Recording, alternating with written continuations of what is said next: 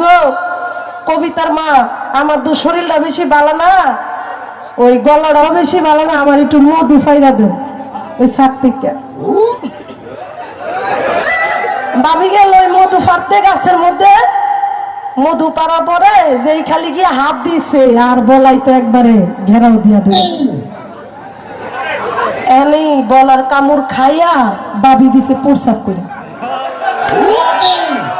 এই সময় কবির সবাই আসছিল নিচে, উনি মনে করতেছে ওই মধু বুঝি সব ফইরা যাইতেছে না।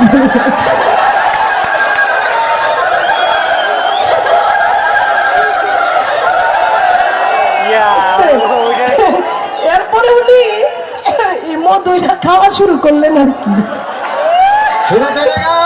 খাওয়ার পরে আসতে, খাওয়ার পরে কয় কি গো কবিতার মা, কয় কি, মধুটা বাড়তি হয়েছে না।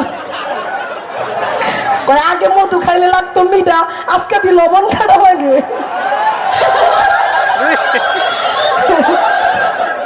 কবির সাহেব ধরার জায়গা নাই, কিন্তু আমরা যদি লবণ কাটা মধুও খাওয়াইতাম, বুঝছেন নি?